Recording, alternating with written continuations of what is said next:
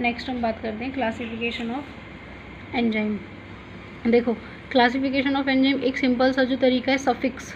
अगर किसी के भी सफिक्स कहते हैं आगे, अगर किसी भी वर्ड के आगे एज लग रहा है तो समझ लेना कि वो एंजाइम है। ये एक नॉर्मल आइडेंटिफिकेशन है एंजाइम्स का। By adding of suffix ase to substrate such as protein, protein के आगे अगर प्रोटीज लगा दिया तो that is an enzyme.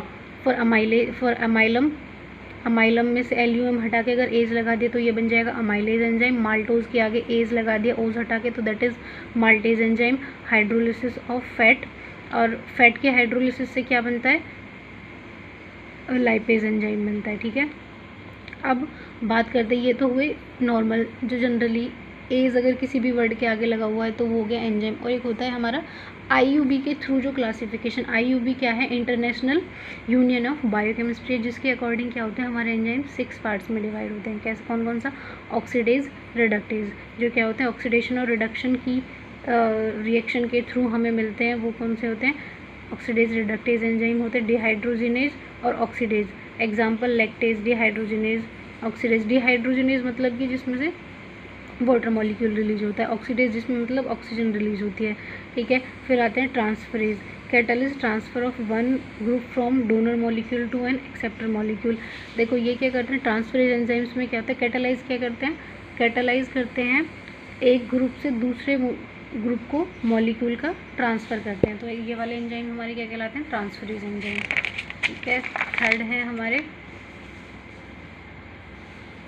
Methyl group. Methyl group से अगर हम कोई भी एक कैटालिटिक आयन ट्रांसफ़र कर देंगे तो क्या बन जाएगा, ट्रांसमिथाइलेज। एल्डिहाइड और कीटोन से कोई भी एक अगर हमने कैटायन को ट्रांसफ़र कर दिया तो ट्रांसफरेज बन जाएगा। एसाइल ग्रुप से अगर कोई भी हमने कैटायन ट्रांसफ़र कर दिया तो एसाइल ट्रांसफरेज। ऐसे सुगर ग्रुप से भी अगर हमने कोई भी एक कैटायन को ट्रांसफ़र कर दिया तो सुक्रेज। ये इसके कुछ एग्जाम्पल से देख लेना। नेक्स्ट आता है हाइड्रोलिसिस।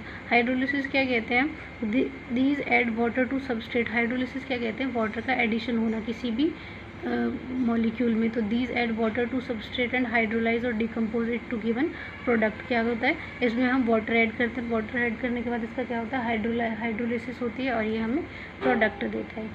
इनके एग्जांपल है लाइपेज, फॉस्फेट, एस्ट्रेज, पेप्टाइडेज, ये सारे के सारे हाइड्रोलेज के एग्जाम्पल हैं। नेक्स्ट आता है हमारा फोर्थ आता है enzyme action on CN linkage. Enzyme action किस पे, कार्बन और नाइट्रोजन लिंकेज पे जो एक्शन होता है वो एंजाइम्स कौन कौन से, urease converting urea to ammonia, asparagine, glutamine और ऑर्गेनेज। ठीक है, यूरिया जो होता है, यूरियाज एंजाइम क्या होता है, कन्वर्ट होता है कि इसमें हमारे यूरिया में, अमोनिया में, इसमें क्या होता है कार्बन और नाइट्रोजन लिंकेज का ट्रांसफ़र होता है। ठीक है, lyases, these enzymes catalyse removal of group from substrate in giving two compounds with double bond और इंटरमीडिएट प्रोडक्ट। इसमें क्या होता है कि जिन लाइसिस एंजाइम्स में क्या होता है कि जिनमें हमारे जिन मॉलिक्यूल्स में हमारे डबल बॉन्ड होते हैं उनमें क्या होता है, उनका इंटरमीडिएशन हो जाता है। ठीक है, तो उसका एग्जांपल है डिकार्बोक्सिलेज और कार्बोनिक एनहाइड्रेज। आइसोमरेज, आइसोमरेज क्या होते हैं, आइसोमरेज हमारे वो सब्सटेंसेस होते हैं जो कि जिनका जो आइडेंटिकल फार्मूला क्या होता है, सेम होता है। आइसोमर्स क्या होता है, आइसोमर्स हमारे वो मॉलिक्यूल्स और वो आयंस होते हैं जिनका आइडेंटिकल फार्मूला तो सेम होता है, लेकिन अगर हम उनका स्ट्रक्चरल फार्मूला देखें या फिर उनके अंदर बॉन्ड्स का अरेंजमेंट देखें, स्ट्रक्चर देखें और प्रॉपर्टीज़ देखें तो वो डिफरेंट होती है। देखो फॉर एग्जांपल, एक सिंपल सा एग्जांपल से हम इसको समझते हैं। जैसे एक फार्मूला है,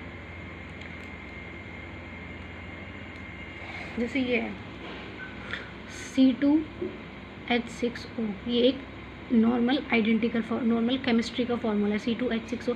अगर हम इसका स्ट्रक्चर खोलेंगे, अगर हम इसको स्ट्रक्चर में बनाएंगे इस तरीके से, अगर इसका स्ट्रक्चर इस तरीके से हम फॉर्म कर रहे हैं तो ये क्या बन रहा है, एथेनॉल। और अगर हम इसको इस तरीके से बना रहे हैं स्ट्रक्चर तो ये क्या बन जाएगा, डाईमिथाइल ईथर। समझ में, मतलब कि इनका जो केमिकल फार्मूला है, जो केमिस्ट्री में फार्मूला C2H6O, ये तो सेम होता है, लेकिन क्या होता है अगर हम इनका स्ट्रक्चर बनाएं या इनके अंदर बॉन्ड्स का अरेंजमेंट देखें तो वो चीज़ क्या होती है, डिफरेंट होती है। तो ऐसे प्रोडक्ट्स को हम क्या कहते हैं, आइसोमर्स कहते हैं। और आइसोमरेज एंजाइम्स क्या होते हैं, आइसोमरेज एंजाइम्स वो होते हैं जो इन आइसोमर्स को एक्टिविटी को कैटालिज करते हैं, बढ़ाते हैं। आइसोमरेज एंजाइम्स वो एंजाइम्स होते हैं। These enzyme catalyse inter conversion of optically isomers and geometrical isomers. ठीक है, क्या करते हैं आइसोमरेज, क्या करते हैं जो हमारे आइसोमर्स होते हैं उनके कन्वर्जन को क्या करते हैं, बढ़ाते हैं, उनके कन्वर्जन को कैटालाइज करते हैं। कैटालाइज मतलब बढ़ाना, कैटालिटिक एक्शन जो होता है। तो कौन कौन से ऑप्टिकल आइसोमर्स और जियोमेट्रिकल आइसोमर्स। ऑप्टिकल आइसोमर्स कौन से होते हैं, जिनका केमिकल फार्मूला सेम होता है लेकिन मिरर इमेज जो होती है वो डिफरेंट होती है। जियोमेट्रिकल कौन से होते हैं आइसोमर्स, जिनका केमिकल फार्मूला सेम होता है लेकिन उनके अंदर जियोमेट्रिकल अरेंजमेंट, जो उनका बॉन्ड का अरेंजमेंट है वो क्या होता है, डिफरेंट होता है। ठीक है, नेक्स्ट इसके कुछ एग्जांपल हैं, ये आप लोग देख लेना। नेक्स्ट आते हैं लाइजेज और सिंथेटेज, ये लास्ट है। Enzymes linkage together two compound, इसमें क्या होता है, जो एंजाइम्स होते हैं एक दूसरे से दो कंपाउंड के थ्रू जुड़े हुए होते हैं। Example pyruvate, carboxylase. This is all about enzymes का क्लासिफिकेशन।